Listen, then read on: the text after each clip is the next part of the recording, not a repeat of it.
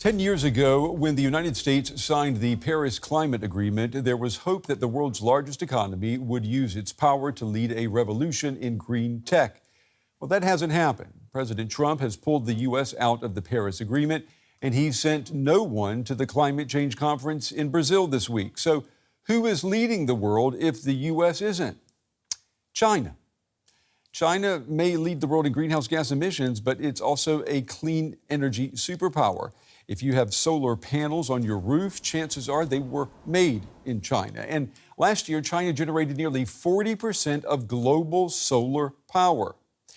And that number is only expected to rise. Experts estimate that Beijing will soon produce some 60% of global renewable energy. It also leads the world in other fields, in electric vehicles, batteries, and storage. And for more, I'm joined now by Zongyuan Zoe Liu. She's a senior fellow for China Studies at the Council on Foreign Relations, and she joins me tonight from New York. It's good to have you on the program. Zoe, let's just talk about what China is right now. I mean, it seems to be a place of climate contradictions. It's the world's biggest greenhouse gas emitter. At the same time, it's also the biggest producer of clean energy. How do you explain that? Brandon, you are absolutely right. And I think from either Washington, New York, or perhaps Berlin or Brussels, I'd say China's complexity and the contradiction is perhaps something that people out of China underestimate a lot. And indeed, China is still the world's largest greenhouse gas emitter. And in fact, despite China is perhaps enjoying the dominant share of global clean energy supply chains, it also produces and uses a lot of coal. And in fact, China is among the few countries that has not rejected the complete emission of or reducing or removing coal from its overall energy profile. And I'm wondering how it got this green profile now, because when you look at the United States, when you look at Europe, I mean, Europe, for example, Germany was known for a long time as being a front runner when it came to helping the environment, green technology, and now China has been able to outpace the West in the clean tech sector. I mean, how did that happen? There are three components. I'd say the first component, first and foremost, is China's energy security concern. And the second would be technology and self-sufficiency. And the third one is environmental protection. So let me start with the first one in terms of energy security. China imports a lot of its energy, and in particular, oil and gas. And in fact, about 7% of China's imported crude oil goes through the Strait of Hormuz. It's heavily reliant on ocean or seaborne import. And as we all know, global hydrocarbon trade relying heavily not just on US dollar, but also on the high seas that the United States and US Navy dominates. So from that perspective, China does want to have its energy security by self-sufficiency. And self-sufficiency means it has to produce a lot of renewables at home. And this is very much related to the second point, which is technology and technology self-sufficiency. And here is actually, when we take a step back, how China got to be the world leading solar, wind, and going forward, there is also the nuclear power plant aspect of that, and small modular nuclear reactors, for example. A lot of this goes all the way back to Germany, when in the early 2000s, when German government promoted or put out the policy saying that Germany is going to, going forward, introduce or incorporate more and more solar. And that's literally the jumpstart of China's solar industry. The technology, and then finally reducing environmental pollution. That's something that we all are very well aware of. So yeah, there was a talk though that the United States would eventually, just by its size, would be the front runner when it came to clean technology. That has not happened. I mean, we've seen President Trump pull the U.S. out of the Paris Climate Accord. We've seen the legislation that's been passed that is very petro-friendly. And I heard one person in Brazil at the climate conference this week talking about China and the U.S. and China's success with green technology. And he said that China is going to eat the U.S.'s lunch in this sector. Do you agree?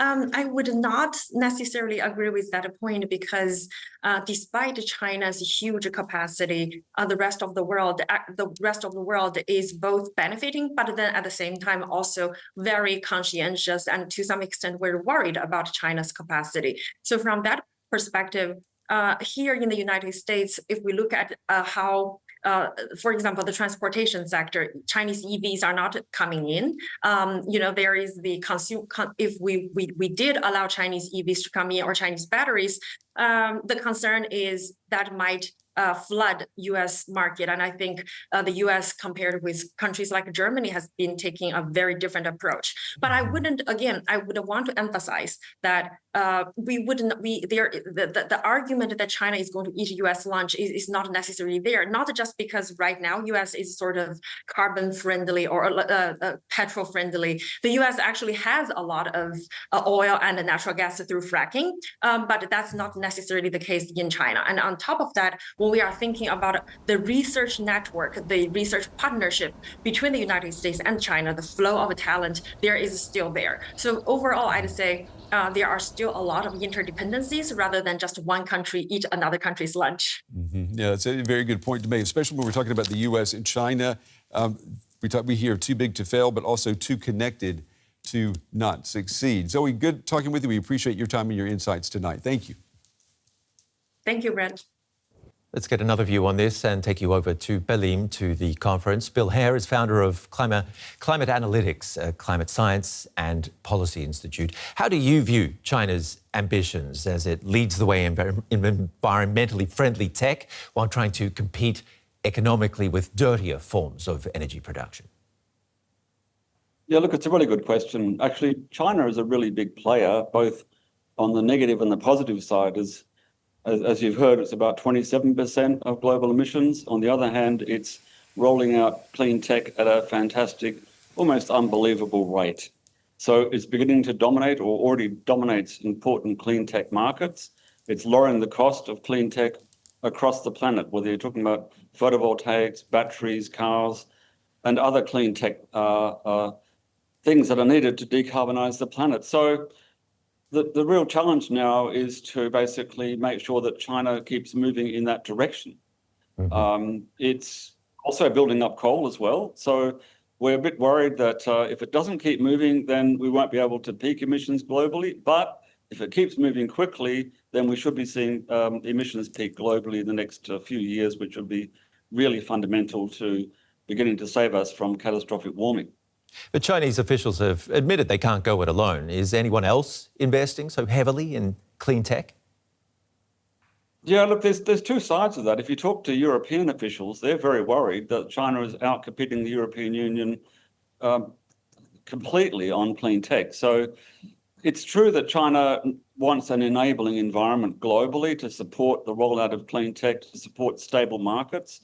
I think what China is looking forward to is some sort of arrangement with the European Union, the UK, Japan, Korea, to move past the obstruction of the Trump administration. I think that's, if you talk to Chinese officials here, and I have a bit, then they're looking for a more stable international environment without tariff barriers and so on, that would enable not just the clean tech to go out, but also expanded financial support, whether it's in private investment, multilateral development banks, or bilateral from countries, including China, to help roll it out. So they're really looking for big moves forward to stabilize the international political situation on climate and thereby push back against the Trump administration. OK, well, in order to get those free tariffs and support, does Beijing actually have significant geopolitical leverage with so many countries then dependent on its clean energy products? Well, it's an interesting question. De facto, China does have massive geopolitical play now, but it's moving very slowly to reveal that. So you mentioned earlier in the program that there's a debate now going on a fossil fuel transition agreement here.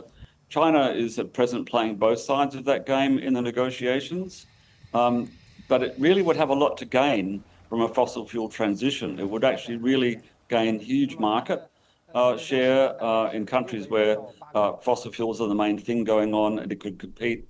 So I think China's just feeling its way. Another way to look at that is it's put forward a relatively weak target for 2035, a 10% reduction. Most of us believe in the community, looking at China, that it could do easily more than 30% reduction. And that reflects the caution of the Chinese government in moving into the diplomatic leadership space. It's definitely there economically. And I think it's looking for allies, essentially, globally, to grow that geopolitical space. Now, we know there's lots of concerns about that. You mentioned earlier supply chain concerns, supply chain dominance by China. That's a real issue. But other countries, including the European Union as a group, need to really grasp the opportunity and not slow down. Okay. If the EU slows down on its clean tech, then it's going to lose out to China. Just quickly, what about the US? Do delegates there at the conference still consider Washington a player in the fight against climate change? Look, the US isn't really visible here, and it hasn't been interfering. It's obviously a player, and we've had lots of subnationals, California here, saying that the US is still in. But, you know, the big problem for the US is it's going to seriously lose out from the clean energy transformation. As the economists here in Brazil are saying, it's the biggest economic opportunity that we've had in a generation, and China's taking advantage of it. Others need to as well, but the US is going to lose out massively from this. You heard from Bill Hare of Climate Analytics. Thank you very much for joining us from the COP conference. Thank you. Giulia Saudelli is at the climate talks in Belém. So, Giulia, how dependent are nations at this conference on China's leadership?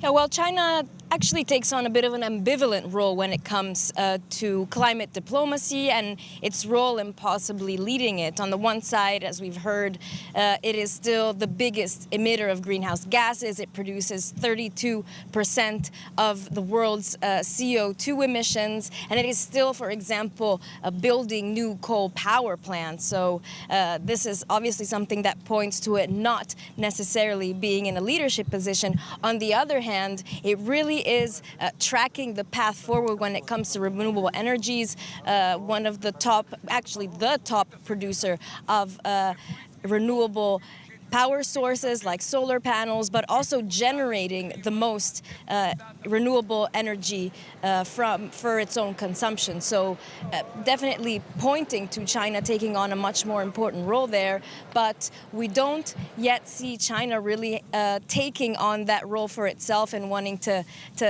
become a leader itself this year at COP specifically, but also in the path. So in a way, it's sort of leading by example when it comes to renewable energies, but it hasn't quite yet stepped into the role of also driving other countries in that direction.